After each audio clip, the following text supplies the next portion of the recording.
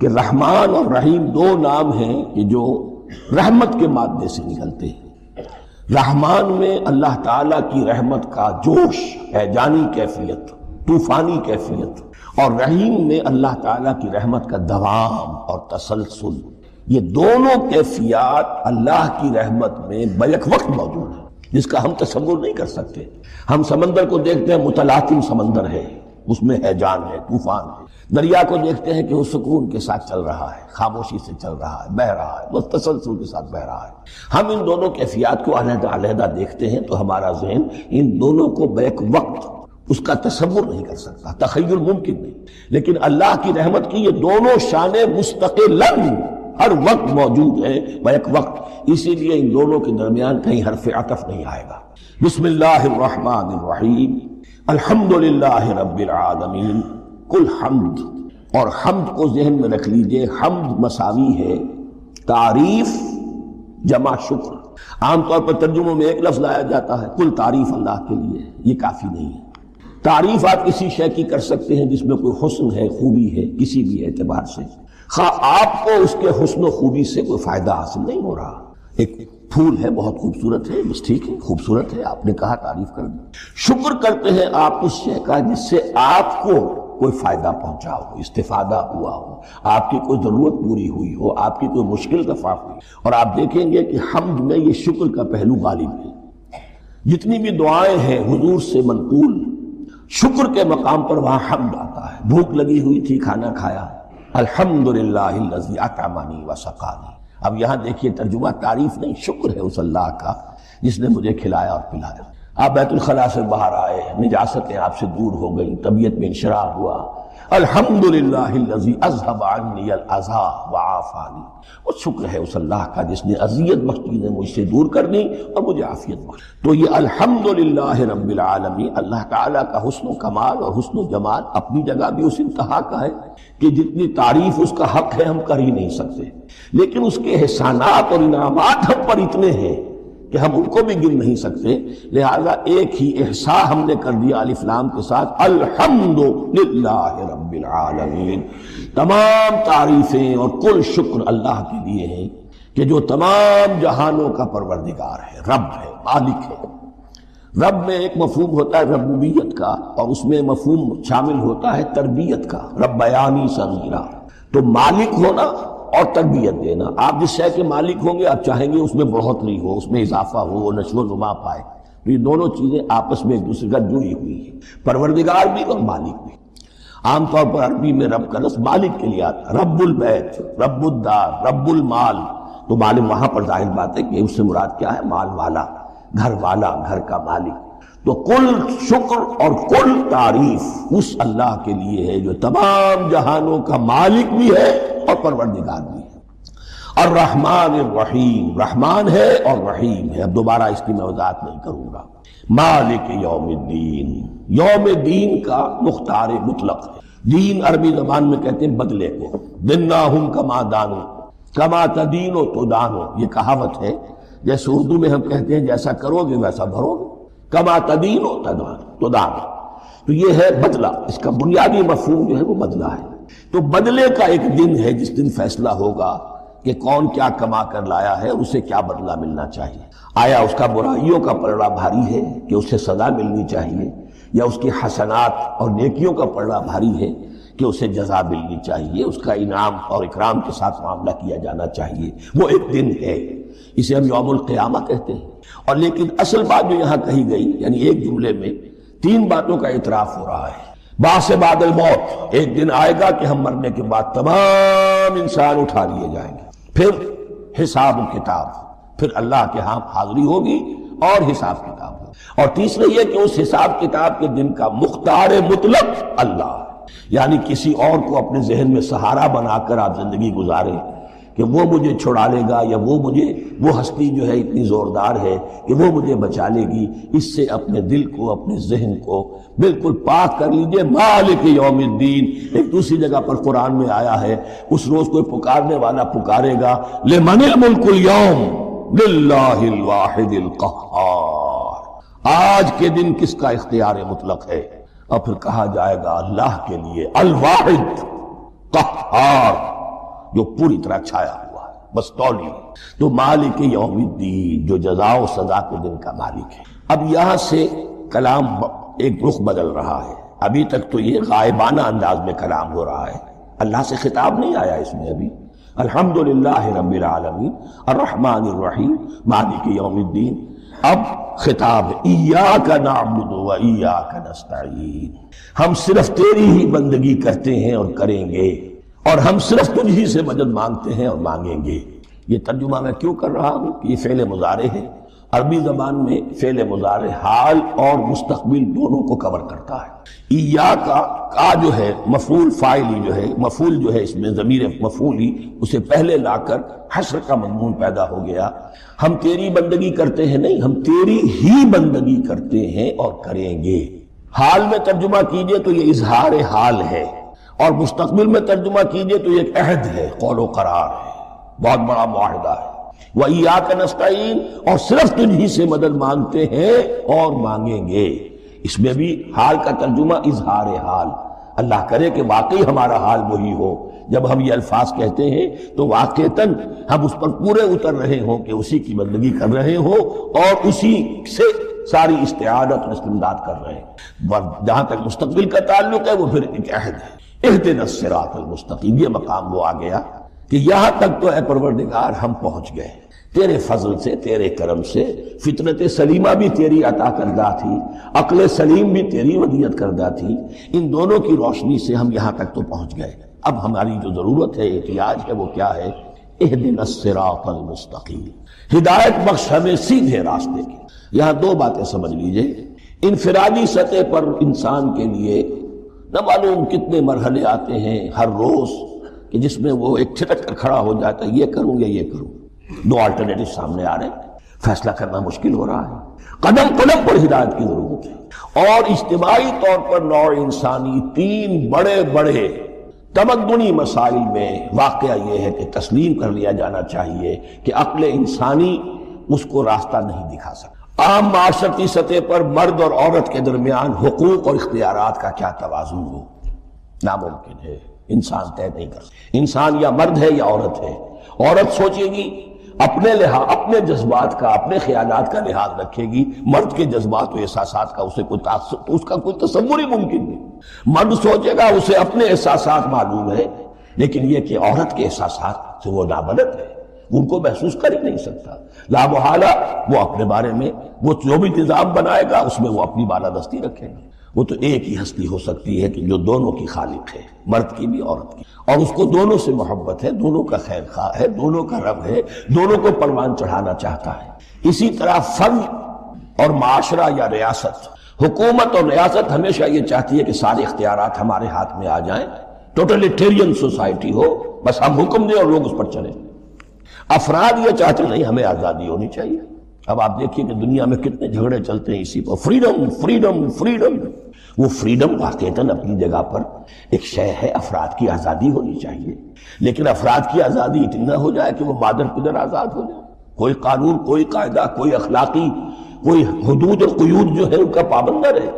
تو اب کہاں ہے وہ نقطہ اعتدال کہ جس میں انسان کی انفرادی آزادی، انفرادی اختیار اور ادھر اجتماعی مصلحتیں جو ہیں ان کو بیلنس کیا جا سکے؟ انسان طے نہیں کر سکتا، صرف اللہ ہی اس کے لیے نظام دے سکتا۔ تیسرا مسئلہ ہے سرمایہ اور محنت، اس میں کیا توازن ہو؟ سرمایہ اور محنت دونوں مل کر کچھ بنا رہے ہیں، کچھ پروڈیوس کر رہے ہیں۔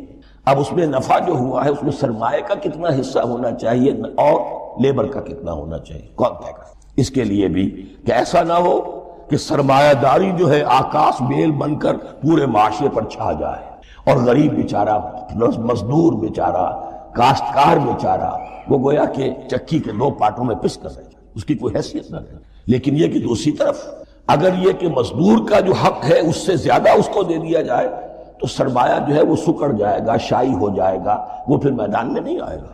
کیا کیا جائے؟ کون سا نقطہ عدل و اعتدال ہے؟ یہ تین مسائل ایسے ہیں، اہدنا الصراط المستقیم۔ تو یوں سمجھیے کہ ایک جو بنیادی ہدایت تھی، ایک اللہ کو پہچان لینا، یہ جان لینا کہ کل حسن و جمال اور تمام انعام و اکرام کا منبع اس کی ذات ہے، وہ رحمان ہے اور رحیم ہے، اور یہ جان لینا کہ مرنے کے بعد جی اٹھنا ہے، حساب کتاب ہے، فیصلہ ہوگا جزا و سزا کا، اور مختار مطلق اس دن کا اللہ ہے۔ پھر یہ عہد کر لینا ایاک نعبد و ایاک نستعین۔ اس کے بعد دعا، پروردگار ہمیں ہدایت پر قائم رکھ، ہماری ہدایت میں اضافہ فرما۔ اس ہدایت کے لفظ کو سمجھ لیجئے، بنیادی ہدایت، تفصیلی ہدایت، قدم قدم پر ہدایت، ہدایت پر ہدایت۔ والذین اہتدوا زادہم ھدی، جو لوگ ہدایت کے راستے پر آتے ہیں اللہ ان کی ہدایت میں اضافہ کرتا ہے۔ تو یہ قدم قدم پر ہمیں ہدایت کی ضرورت ہے اور مرحلہ وار ضرورت ہے۔ ہدایت اس کو بھی کہتے ہیں کہ کسی نے آپ سے کوئی پتہ پوچھا، آپ نے کہا ادھر جانا، پھر دوسری گلی میں مڑنا، پھر جانا دو تین لائٹیں چلے جانا، پھر مڑنا، وغیرہ وغیرہ، یہ بھی ہدایت ہے۔ نظری طور پر آپ نے بتایا۔ ایک ہدایت یہ ہوئی کہ بھائی میں چلتا ہوں آپ کے ساتھ، میں آپ کو وہاں تک پہنچا دوں گا تاکہ آپ کو دقت نہ ہو، آپ نے منزل تک پہنچا دی۔ ان دونوں کے درمیان، یہ تو میں نے ایک فرد کی مثال دی ہے، اللہ اور بندے کے درمیان نہ معلوم کتنے مراحل ہیں ہدایت کے۔ تو کسی وقت بھی انسان اپنے آپ کو ہدایت خداوندی سے مستغنا نہیں سمجھ سکتا، اور نہیں تو پروردگار جو ہدایت دی ہے اس کو ہدایت پر قائم رکھ۔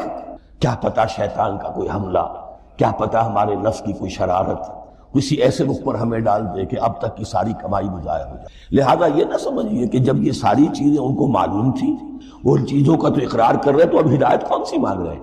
تو ہدایت کا تو بڑا میدان کھلا ہوا ہے، اور اس ہدایت کی وہ جو میں نے آخری شکل آپ کو بتائی ہے کہ منزل مقصود تک پہنچا دے، یہ ہدایت بھی قرآن مجید میں اس معنی میں بھی لفظ آیا ہے کہ اہل جنت جب جنت میں داخل ہوں گے تو جو ترانہ حمد ان کی زبان پر اس وقت ہوگا وہ کیا ہے؟ الحمدللہ الذی ہدانا لہذا وما کنا لنہتدی لولا ان ہدانا اللہ۔ کل شکر اس اللہ کا جس نے ہمیں یہاں تک پہنچا دیا، ہدایت دی یہاں تک پہنچا دیا، اور ہم ہرگز نہ پہنچ پاتے، ہم ہرگز ہدایت یافتہ نہ ہو سکتے اگر اللہ ہی ہمیں ہدایت نہ دے۔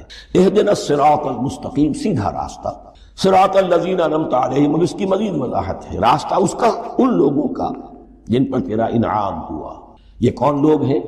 اس کی وضاحت آپ کو ملے گی سورہ نساء میں۔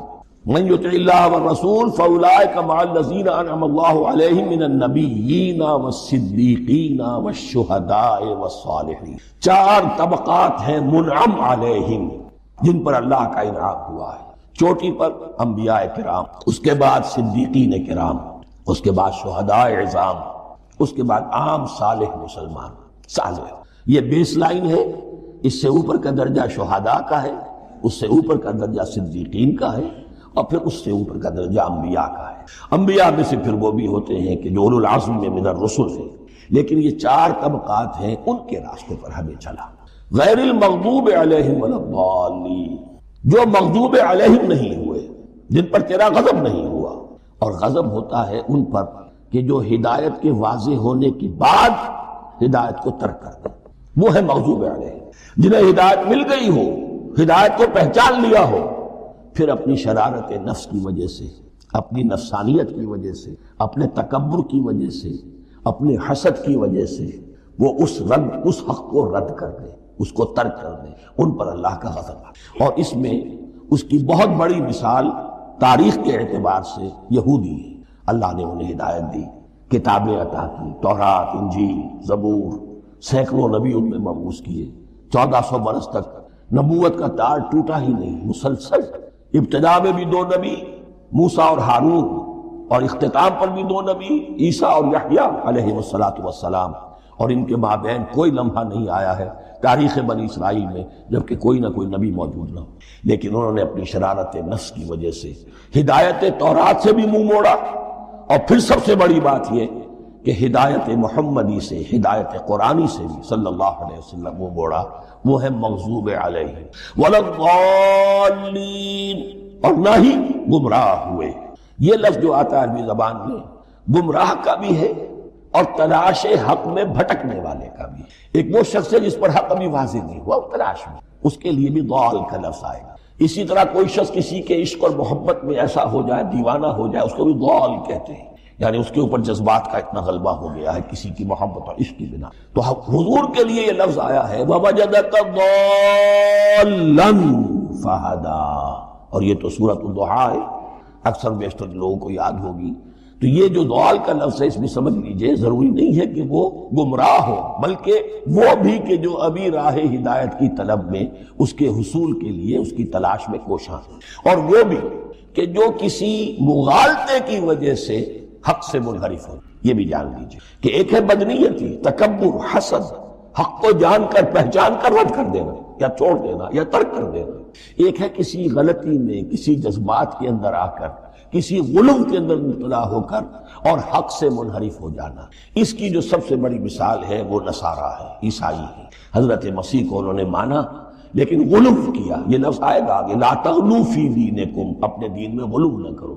جیسے ہمارے ہاں بھی بعض لوگ ہیں جو حضور صلی اللہ علیہ وسلم کی تعریف میں، حضور صلی اللہ علیہ وسلم کے ساتھ اپنی محبت کے اظہار میں غلو کر جاتے ہیں۔ یہ انتہا درجے کو ہو گیا تھا حضرت مسیح علیہ السلام کے ماننے والوں میں، اور اس کی بنا پر انہوں نے تثلیث کا عقیدہ ایجاد کر لیا اور حضرت مسیح علیہ السلام کو اللہ کا بیٹا بنا دیا۔ تو اس کی سب سے بڑی مثال ضالین کی اس اعتبار سے کہ ہدایت پانے کے بعد کسی بدنیتی سے نہیں بلکہ کسی اچھے جذبے میں غلو کی وجہ سے رسول سے محبت کرنا تو اچھا جذبہ ہے، لیکن یہ محبت بھی ایک حد میں رہنی چاہیے۔ غلو کرے گی تو ظاہر بات ہے کہ اس کے بعد وہ گمراہی کی طرف لے جائے گی۔ تو یہ ہے اس سورہ مبارکہ کا ترجمہ، اور اس کے بعد آخر میں آمین کہنا یہ مسنون بھی ہے، کہنا چاہیے۔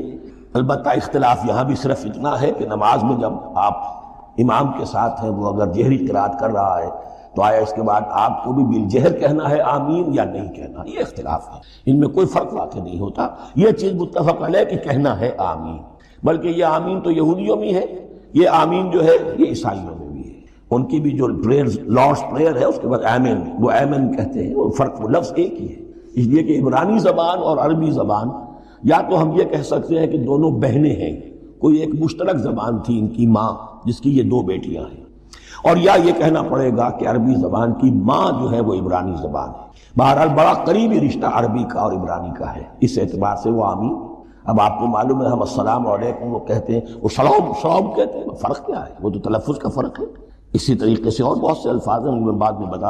ہیومن ٹریجڈی، آپ کو معلوم ہے گوتم بدھ کیا بپتا پڑی تھی اس پر کہ شہزادہ تھا کپل وستو کا، محل میں رہتا تھا، جوان بیوی تھی، ایک بچہ بھی، بیٹا وہ بھی تھا، جوان بیوی کو اور بیٹے کو چھوڑ کر جنگلوں میں نکل گیا۔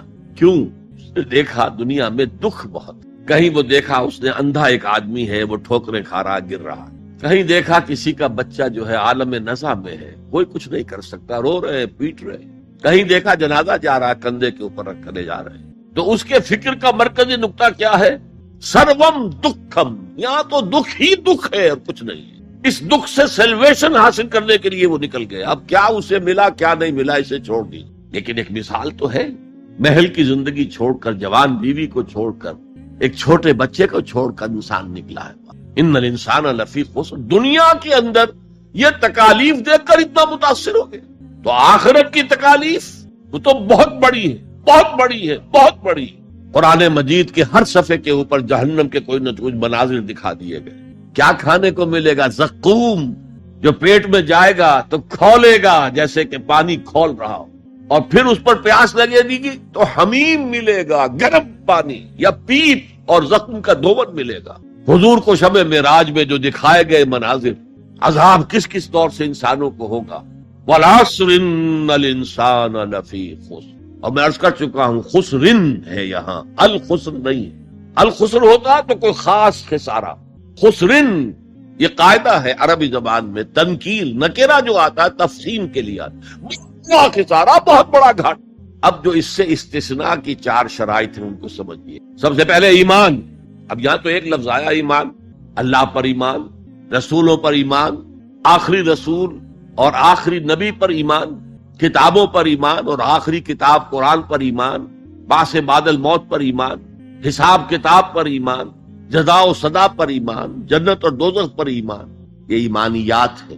میں نے عرض کیا تھا یہ ایک عنوان ہے، کتنی لمبی لمبی بحثیں قرآن مجید میں ان میں سے ہر ایک چیز کے بارے میں آئی ہیں مکی صورتوں کے، لیکن اس وقت جو بات میں آپ کو بتانا چاہتا ہوں، وقت کم ہے، اس ایمان کے دو لیول سمجھ لیجئے، یا دو قسمیں سمجھ لیجئے، یا دو ایسپیکٹ سمجھ لیجئے۔ اور یہ مجھے امید ہے کہ بہت سے حضرات نے بچپن میں یاد کیا ہوگا، ایمان مجمل، آمنت باللہ کما ہوا باسمائہ وصفاتہ وقبلت جمیع احکامہ اقرار باللسان وتصدیق بالقلب۔ ایمان کے یہ دو درجے ہیں، زبان سے اقرار، جو کہے، کسی مذہب کا ماننے والا ہو، ہندو ہو، سکھ ہو، پارسی ہو، عیسائی ہو، جو کہے اشہد ان لا الہ الا اللہ واشہد ان محمد رسول اللہ، ایسے محسوس ہوتا ہے کہ ایک لائن کھچی ہوئی تھی، پہلے ادھر تھا فوراً ادھر آ گیا۔ یہ ہے اقرار باللسان، اس کی حیثیت قانونی ایمان کی ہے۔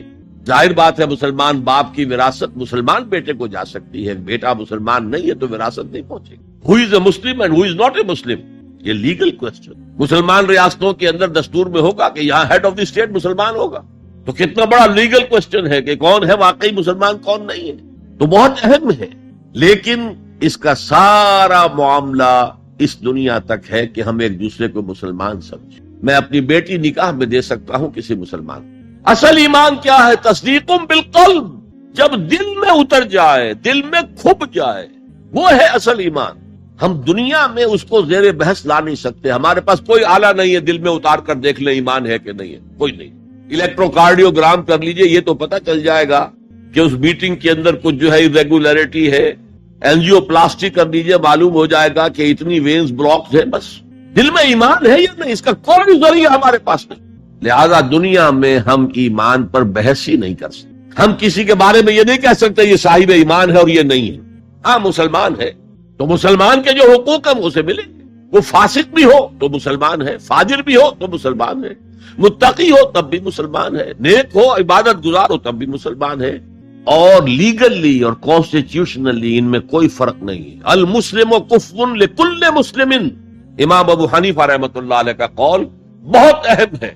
اتنی اہمیت تو اس کی ہے کہ ذرا سی ایک خطا ہو گئی تھی حضرت اسامہ ابن زید سے۔ حضور کو بہت محبت تھی اسامہ سے، اپنے پوتے کی طرح سمجھتے تھے، اس لیے کہ زید کو تو اپنا بیٹا بنایا ہوا تھا، زید ابن حارثہ کو۔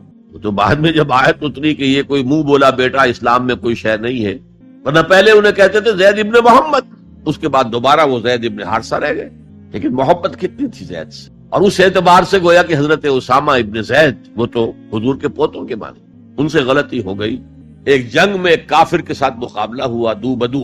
اس کافر نے جب سمجھا کہ میری تو بس ہو گئی، اب میں مزید مقابلہ نہیں کر سکتا، اب میری جان اس کے ہاتھ میں ہے، اسامہ کے ہاتھ میں، انہوں نے پڑھ دیا کلمہ اشہد ان لا الہ الا اللہ واشہد ان محمد رسول۔ انہوں نے یہی سمجھا جو ہم ہوتے تو سمجھتے کہ جان بچانے کا ہیلا کر رہا ہے، لہذا گردن اڑا دی۔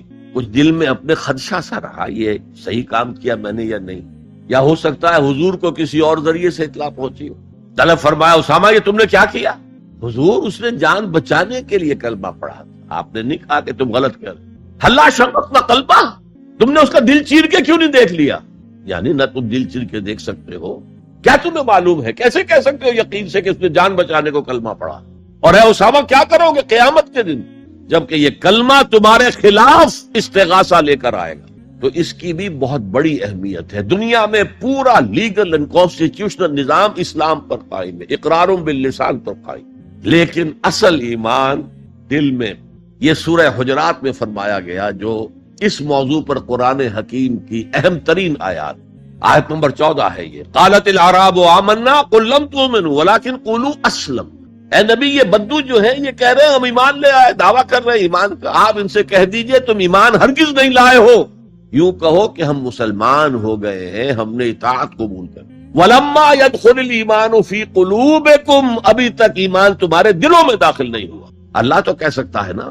یہ کون سے بدو تھے اصل میں جان لیجئے، اِذَا جَاءَ نَصْرُ اللَّهِ وَالْفَتْحُ وَرَأَيْتَ النَّاسَ يَدْخُلُونَ فِي دِينِ اللَّهِ أَفْوَاجًا، جب حضور کو آخری فتح حاصل ہو گئی تو اب تمام قبیلوں نے باہم مشورہ کیا اپنی اپنی جگہ پر، it's no use resisting now, اب ہم مزید جو ہے محمد کا راستہ روک نہیں سکتے صلی اللہ علیہ وسلم، چلو چلے، اور چل کر اسلام لے آئے۔ اب اس وقت جو اسلام لائے لوگ، ان کی تین حالتیں ہو سکتی تھی، ایک تو یہ کہ واقعی ایمان دیانت کے ساتھ، شعور کے ساتھ، خلوص کے ساتھ ایمان لائے تو وہ مومن ہو گئے، اور ایسا بھی ہو سکتا ہے کچھ لوگوں نے سوچا کہ اب تو ہمارا بس جو ہے نہیں چل رہا ہے، ابھی تو دبک جاؤ ذرا، پھر موقع کا انتظار کر کے کھڑے ہوں گے دوبارہ اور پھر ہم ان کو ختم کر دیں گے، جیسے کہ ہوا۔ حضور کے انتقال کے بعد کتنے بڑے بڑے فتنے اٹھے، جھوٹے نبی کھڑے ہو گئے، مانعین زکوٰۃ کھڑے ہو گئے۔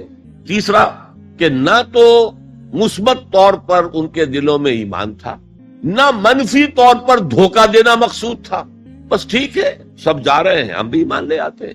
نہ ایمان نہ نفاق، وہ پہلے جنہوں نے دھوکہ دینے کے لیے اور ٹائم گین کرنے کے لیے اور اس لیے کہ اب ہمارا بس نہیں چل رہا ہے، پھر دیکھیں گے، پھر کھڑے ہوں گے، جو انہوں نے یہ کیا وہ منافق۔ جو صدق کے دل سے ایمان لائے وہ مومن، درمیان میں وہ جو رہ گئے وہ مسلم تو ہے، منافق بھی نہیں ہے، مومن بھی نہیں۔ اس بحث پر ایک عنوان قائم کیا ہے امام ابن تیمیہ نے، اثبات الاسلام بغیر الایمان، بغیر ایمان کے اسلام کا اثبات۔ اس لیے کہ جب قرآن یہ کہہ رہا ہے قالت الاعراب آمنا قل لم تؤمنوا ولكن قولوا اسلمنا ولما يدخل الايمان في قلوبكم، لیکن اگر تم اللہ اور اس کے رسول کی اطاعت کرتے رہے تو ہم تمہارے اعمال میں سے کچھ کمی نہیں کریں گے۔ اس کا مطلب کیا ہوا؟ منافق تو نہ ہوئے، اگر منافق ہوتے تو منافق کا تو کوئی عمل قبول نہیں، لہذا نہ مومن نہ منافق بلکہ مسلم، صرف مسلم، صرف مسلم۔ آج کے مسلمانوں کا آپ اگر جائزہ لیں، تجزیہ کریں، عظیم اکثریت 1,00,000 میں سے 99,999 اس کیٹیگری میں فال کریں۔ ایمان کہاں ہے؟ یقین کہاں ہے؟ ہر شخص اپنے گریبان میں جھانکے مرنے کے بعد جی اٹھنے کا یقین ہے؟ کیا یقین ہے کہ اصل زندگی آخرت کی زندگی ہے؟ وَإِنَّ الدَّارَ الْآخِرَةَ لَهِيَ الْحَيَوَانُ، یقین ہے؟ یقین ہے کہ یہ قرآن اللہ کا کلام ہے؟ سورہ واقعہ کی آیات، أَفَبِهَذَا الْحَدِيثِ أَنْتُمْ مُدْهِنُونَ وَتَجْعَلُونَ رِزْقَكُمْ أَنَّكُمْ تُكَذِّبُونَ، تم اپنے عمل سے قرآن کی تکذیب کر رہے ہو، کہتے تو ہو قرآن اللہ کا کلام ہے، ہمارا عقیدہ ہے، اللہ نے سود کو حرام کیا، تم سودی کاروبار کر رہے ہو۔ مَا آمَنَ بِالْقُرْآنِ مَنِ اسْتَحَلَّ مَحَارِمَهُ، کوئی ایمان نہیں ہے قرآن پر اس شخص کا جس نے اللہ کی حرام کردہ شے، قرآن کی حرام کردہ شے کو اپنے لیے جائز ٹھہرا لیا۔ تو یہ ایمان ہے اصل میں وہ شے جو دل میں داخل ہو جائے۔ چنانچہ یہاں تو نفی کی گئی نا اس کی، تم اپنے آپ کو مسلمان کہہ سکتے ہو، مومن نہیں کہہ سکتے۔ لیکن صحابہ کرام جو سچے اور پکے مومن تھے ان کے بارے میں کیا فرمایا؟ وَلَكِنَّ اللَّهَ حَبَّبَ إِلَيْكُمُ الْإِيمَانَ وَزَيَّنَهُ فِي قُلُوبِكُمْ، اللہ نے تمہارے نزدیک ایمان کو محبوب کر دیا ہے اور اسے تمہارے دلوں کے اندر کھبا دیا ہے، مزین کر دیا ہے، منور کر دیا ہے تمہارے دلوں کو۔ دل کا ایمان یہ ہے اصل ایمان۔ اور اصل ایمان کی تعریف کیا ہے پھر؟ دیکھیے کس قدر نیچرل سیکوینس ہے، منطقی بات ہے۔ یہ بدو کہہ رہے ہیں ہم ایمان لے آئے، نبی کہہ دیجئے تم ایمان ہرگز نہیں لائے ہو، ما آمن تم نہیں آیا ہے، لم تؤمنوا یہ تاکید کے لیے ہوتا ہے، بہت تاکید، ہرگز ایمان نہیں لائے ہو۔ ولیکن قولوا اسلمنا، بلکہ کہو کہ ہم اسلام لے آئے ہیں، ہم نے اطاعت قبول کر لی۔ ولما يدخل الايمان في قلوبكم، ابھی تب ایمان تمہارے دلوں میں داخل نہیں آیا۔ وَإِن تُطِيعُوا اللَّهَ وَرَسُولَهُ لَا يَلِدْكُم مِّنْ أَعْمَالِكُمْ شَيْئًا إِنَّ اللَّهَ غَفُورٌ رَحِيمٌ، اس حالت میں بھی اگر تم اللہ اور اس کے رسول کی اطاعت کرتے رہو گے تو یہ اللہ تعالیٰ چونکہ غفور اور رحیم ہے، یہ رعایت کرے گا کہ تمہارے اعمال کو تسلیم کر لے گا اور اس کے اجر سے تمہیں محروم نہیں کرے۔ لیکن اصل سیکوینس جو میں بتا رہا تھا، اب اس آیت کے نتیجے میں سوال پیدا ہو گیا نا، ڈیفائن ایمان، ایمان we want to be accepted as Mormons، تو بتایا جائے ایمان کیا ہے، اس کے تقاضے کیا ہے۔ کانٹیکسٹ کے اعتبار سے یہ قرآن مجید کی اہم ترین آیت ہے ایمان کو ڈیفائن کرنے کی۔ انما المؤمنون الذين آمنوا بالله ورسوله ثم لم يرتابوا وجاهدوا باموالهم وانفسهم في سبيل الله، مومن تو صرف وہ ہیں جو ایمان لائے اللہ پر، اس کے رسول پر، پھر شک میں ہرگز نہیں پڑے، یقین کی کیفیت ہو گئی۔ ابھی آپ نے سورہ تکاثر سنی تھی، علم الیقین، علم الیقین، ایک تیسرا درجہ اور ہے حق الیقین۔ یقین کے بھی 3 درجے ہیں، معمولی بات نہیں ہے۔ ایک ہے حدیث میں جسے کہا گیا احسان، حضرت جبرائیل نے حضور سے پوچھا اخبرنی عن الاحسان، آپ نے فرمایا ان تعبد اللہ، ایک روایت میں ان تعمل للہ، تیسری روایت میں ان تخشى اللہ کانک تراہ فإن لم تکن تراہ فإنہ یراک۔ احسان یہ ہے کہ تم اللہ کی عبادت کرو یا اللہ کے لیے عمل کرو، بھاگ دوڑ کرو، یا اللہ کا خوف تمہارے دلوں میں ہو، اس طرح گویا کہ تم اللہ کو اپنی آنکھوں سے دیکھ رہے ہو۔ یہ احسان، یقین کا وہ درجہ۔ تو انما المؤمنون الذین آمنوا باللہ ورسولہ ثم لم یرتابوا، پھر انہوں نے شک ہرگز نہیں کیا، وجاہدوا باموالہم وانفسہم فی سبیل اللہ، اور پھر جہاد کیا انہوں نے اپنے مالوں کے ساتھ، اپنی جانوں کے ساتھ اللہ کی راہ۔ یہ ذرا تفصیل طلب مسئلہ ہے، جہاد سے مراد کیا ہے، کسی اور موقع پر انشاءاللہ اس پر روشنی ڈالوں گا۔ لیکن اس وقت موضوع کے اعتبار سے کیا بات تھی کہ ایمان کے دو درجے ہیں، ایک ایمان قانونی ہے جو اقرار باللسان پر مبنی ہے، ایک ایمان حقیقی ہے جو قلبی یقین سے عبارت ہے۔ اب ایک نیا مسئلہ سامنے آتا ہے، آیا اعمال ایمان کا حصہ ہیں یا ایمان پر مستزاد کوئی حقیقت ہے اعمال صالحہ؟ کیونکہ اگلی شرط کیا ہے، وَعَمِلُوا الصَّالِحَاتِ إِلَّا الَّذِينَ آمَنُوا وَعَمِلُوا الصَّالِحَاتِ۔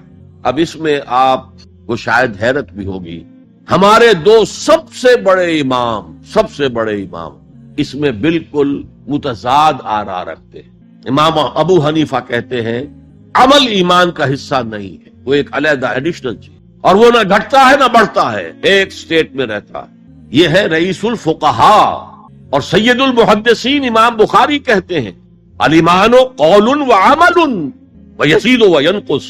ہے نا متضاد بات؟ ایمان تو قول اور عمل کے مجموعے کا نام ہے، عمل صالح ایمان کے اندر انہیرنٹلی موجود ہے، اور یہ گھٹتا بھی ہے بڑھتا بھی ہے۔ اصل میں ان دونوں میں تطبیق کیا ہے یہ سمجھ لیجئے، کوئی بھی غلط نہیں کہہ رہا۔ امام ابو حنیفہ فقیہ ہیں، ان کا ذہن قانونی ہے، قانونی ایمان عمل سے علیحدہ ایک شے ہے۔ گناہ کبیرہ کا مرتکب بھی کافر نہیں ہوتا، عمل علیحدہ شے ہے۔ چوری کیا ہاتھ کاٹ دو لیکن وہ کافر نہیں ہو گیا۔ شادی شدہ نے زنا کیا ہے، اس کو سٹوننگ کر کے اس کو مار دو، لیکن اس کی نماز جنازہ پڑھنی ہوگی، ہے مسلمان، کافر نہیں۔ اس اعتبار سے وہ قانونی ایمان علیحدہ ہے، عمل علیحدہ، اور یہ قانونی ایمان نہ گھٹتا ہے نہ بڑھتا ہے۔ یہ تو ایک سٹیٹس ہے جو آپ کو کانسٹیٹیوشنلی لیگلی حاصل ہو گیا ہے، اس میں کوئی کمی بیشی نہیں ہوگی۔ سادہ ترین مثال یہ ہے، ایک باپ کے دو بیٹے تھے یا ہے، ایک بڑا متقی ہے، تہجد گزار ہے، نیک ہے، عابد ہے، زاہد ہے، ایک فاسق و فاجر ہے، لیکن ہے مسلمان۔ کیا وراثت میں اس متقی کو زیادہ حصہ ملے گا اور فاسق و فاجر کو کم ملے گا؟ نہیں، لیگلی دے آر ایکول۔ المسلم کف لکل مسلم، ہر مسلمان دوسرے تمام مسلمانوں کے برابر ہے، لیگل سٹیٹس یہ برابر ہے، جامد ہے، یہ نہ گھٹتا ہے نہ بڑھتا ہے۔ حالانکہ ایمان کا گھٹنا بڑھنا، وہ حقیقی ایمان کی بات کر رہے ہیں، امام ابو حنیفہ قانونی ایمان کی بات کر رہے ہیں، امام بخاری حقیقی ایمان کی بات کر رہے ہیں۔ یہ تو ہر ایک کا تجربہ ہے، یہ ایمان جو ہے گھٹتا بھی ہے بڑھتا بھی ہے۔ قرآن پڑھیے، ایمان آپ کو خود محسوس ہوگا کہ اس کی حرارت بڑھی ہے۔ اچھی صحبت میں بیٹھیے، ایمان بڑھے گا۔ آوارہ قسم کے لوگوں میں بیٹھ کر گپے لڑائیے، ایمان گھٹے گا۔ خود محسوس ہو جائے گا کہ کوئی برف کی طرح کچھ ہے اندر پگھل رہی۔ قرآن میں آتا زادتہم ایمانا، ان کے ایمان کے اندر اضافہ ہو گیا۔ تو کیسے کہا جا سکتا ہے ایمان گھٹتا بڑھتا نہیں؟ ایمان حقیقی گھٹتا بھی ہے بڑھتا بھی، لیکن قانونی ایمان یہ ایک جامد سٹیٹس ہے، ایک لیگل کانسٹیٹیوشنل سٹیٹس ہے، یہ نہ گھٹتا ہے نہ بڑھتا ہے، اور عمل اس کے اندر داخل نہیں ہے، عمل اس پر مستزاد ہے، علیحدہ ہے۔ تو پہلی شرط کے بارے میں اس قدر باتیں میں نے بتائیں، زیادہ تفصیل میں جانے کا موقع نہیں۔ اب دوسری شرط کیا ہے؟ وَعَمِلُوا الصَّالِحَاتِ۔ دیکھیے عربی زبان میں عمل اور فعل یہ دونوں الفاظ مترادف ہیں، تفعلون یفعلون، تعملون یعملون، لیکن ان دونوں میں فرق ہے۔ فعل کوئی بھی فعل ہے جو آپ سے سرزد ہو گیا، چاہے ارادی طور پر چاہے غیر ارادی طور پر۔ عمل وہ ہے جو ارادے کے تحت کیا جائے، جس میں جد و جہد ہو، جس میں محنت ہو، جس میں مشقت پڑتی ہے۔ تو فعل اور عمل کے درمیان زمین و آسمان کا فرق ہے۔ عمل محنت چاہتا ہے، جد و جہد چاہتا ہے، سعی چاہتا ہے۔ اور صالح سے مراد کیا ہے؟ باصلاحیت، جس میں گو کرنے کی صلاحیت ہو، صالح۔ اس عمل صالح جس سے کہ انسانی شخصیت نشو و نما پائے، اس کی انٹرنل پرسنالٹی، اقبال کے اصطلاح میں اس کی خودی، اس کی انا، اس کی ایگو، اس کی روحانی شخصیت ترقی پائے، نشو و نما پائے، بلندی پر جائے، اس مقام کو حاصل کرنے کی کوشش کرے کہ جس مقام پر اللہ نے انسان کو پیدا کیا تھا۔ والتین والزیتون وطور سینین وہذا البلد الامین لقد خلقنا الانسان فی احسن تقویم، بہترین سطح پر پیدا کیا، مسجود ملائک بنایا، اپنا خلیفہ قرار دیا۔ ثم رددناہ اسفل سافلین، پھر نیچوں میں سب سے نیچے پھینک دی۔ فرشتے ہم سے اونچے، جنات بھی ہم سے اونچے، جنات کہاں کہاں تک جاتے ہیں. میرا یہ خیال ہے کہ کم سے کم سولر سسٹم تک تو جنات کی رسائی ہے، آگے ہے یا نہیں میں نہیں کہہ سکتا. لیکن یہ انسان اب محنت کرے گا. نیچے اگر پھینک دیا گیا تھا الا الذین آمنوا وعملوا الصالحات، جو ایمان لائیں گے اور نیک عمل کریں گے وہ پھر ریگین کر لیں گے اپنے اس مقام کو جس مقام پر انہیں اصلاً پیدا کیا گیا. اور جو لوگ اس مقام کو حاصل نہیں کر سکتے ان کے بارے میں قرآن کہتا ہے اولئک کالانعام، سورہ اعراف میں، یہ چوپایوں کے مانند ہیں، حیوانات ہیں، بل ہم اضل، بلکہ ان سے بھی گئے گزرے. کیوں؟ حیوان کو جس سطح پر پیدا کیا گیا اس پر اپنی زندگی گزار رہا ہے، اس سے اوپر کی کوئی صلاحیت دی ہی نہیں گئی. انسان کو لقد خلقنا الانسان فی احسن تقویم، اگر انسان حیوان کی سطح پر گر جائے جیسے کہ آج گر چکا ہے تو وہ حیوانات سے بدتر. اولئک کالانعام بل ہم اضل، لہم قلوب لا یفقہون بہا، لہم اعین لا یبصرون بہا، لہم آذان لا یسمعون بہا. ان کا دل ہے اس سے غور نہیں کرتے، آنکھیں ہیں ان سے دیکھتے نہیں ہیں، کان ہیں ان سے سنتے نہیں ہیں. کیا ابو جہل آنکھ سے نہیں دیکھتا تھا؟ کیا ابو جہل کان سے نہیں سنتا تھا؟ یہ وہ انر شخصیت ہے آپ کی، وہ روحانی شخصیت ہے آپ کی، جو دیکھتی ہے بغیر ان آنکھوں کے، جو سنتی ہے بغیر ان کانوں کے، جو غور و فکر کرتی ہے اس عقل سے نہیں بلکہ اس قلب سے. تو اللہ نے تو سب کچھ دیا تھا، ہر ایک میں وہ روح پھونکی ہوئی ہے، لیکن یہ لوگ اپنی اس روح سے بیگانہ ہو گئے ہیں، بھول گئے ہیں کہ ہمارے اندر کوئی ڈیوائن ایلیمنٹ بھی ہے. ڈیوائن سپارک، یہ لفظ جو ہے مغربی فلسفے میں استعمال ہوتا ہے. ڈیوائن سپارک، ایک شعلہ ملکوتی ہمارے اندر ہے، انہوں نے بھی دیکھا ہے. لیکن آج کا انسان خاص طور پر ڈارون کے نظریے کے پھیلاؤ کی وجہ سے، یہ نظریہ بایولوجی کے میدان کا نظریہ تھا اور بایولوجی کے میدان میں اسے تقریباً ریجیکٹ کیا جا چکا ہے، لیکن سوشل سائنسز میں اس طرح پرمیٹ کر چکا ہے، سوشولوجی میں، سائیکولوجی میں اس طرح پرمیٹ کر گیا ہے کہ آج کا انسان اپنے آپ کو سوائے حیوان کے کچھ نہیں سمجھ. یہ ہیومن ٹریجڈی سب سے اونچی ہے. وہ شرف جو اللہ نے عطا کیا تھا، وہ مقام اور مرتبہ جو اللہ نے عطا کیا تھا، اس سے انسان خود مستعفی ہو گیا. نتیجہ کیا نکلا ہے کہ جیسے ہم کہتے ہیں کہ گھوڑا اور گدھا، کیا فرق ہے؟ گھوڑا ذرا ریفائنڈ اینیمل ہے، تمکنت ہے اس میں، گدھا بیچارہ کورس اینیمل ہے. باقی فرق کیا ہے یہ بتائیں. اسی طرح انسان اور شمپینزی اور گوریلا میں کیا فرق ہے یہ بتائیں ہمیں. عمل صالح جو ہے وہ اس لیے ہے، اور یہ بھی نوٹ کر لیجئے جب یہ سورت اتری تو عمل صالح سے کیا مراد تھا؟ شریعت تو ابھی نازل ہی نہیں ہوئی. عمل صالح ایک ہی تھا، ان الذین قالوا ربنا اللہ ثم استقاموا، جنہوں نے کہا ہمارا رب اللہ ہے پھر جم گئے. چاہے مارا جا رہا ہے، چاہے دہکتے ہوئے انگاروں پر لٹایا جا رہا ہے. خباب بن الارت رضی اللہ تعالی عنہ لوہار تھے پیشے کے اعتبار سے، بلایا گیا، حضور پر ایمان لے آئے تھے، انگارے زمین پر بچھا دیے گئے، دہکتے ہوئے انگارے. کہا اتارو کرتا، اتار دیا. لیٹ جاؤ، لیٹ گئے انگاروں کے اوپر. اس لیے کہ حضور کا حکم یہ تھا چاہے تمہارے ٹکڑے کر دیں، چاہے تمہیں بھون دیں، تم نے کوئی جوابی کارروائی نہیں کرنی. کفو ایدیکم، اپنے ہاتھ بندے رکھو. قرآن میں تو یہ کہیں جا کر سورہ نساء میں حکم آیا ہے. ایک زمانہ تھا جب کہ تمہیں حکم تھا کہ اپنے ہاتھ روکے رکھو. مکے میں یہ حکم حضور نے دیا تھا، لہذا لیٹ گئے. پیٹھ کی کھال چلی، چربی پگھلی، اس سے وہ انگارے ٹھنڈے ہوئے. ان الذین قالوا ربنا اللہ ثم استقاموا، پھر جم گئے. یا صرف ایک عبادت دی گئی تھی، راتوں کو کھڑے رہا کرو.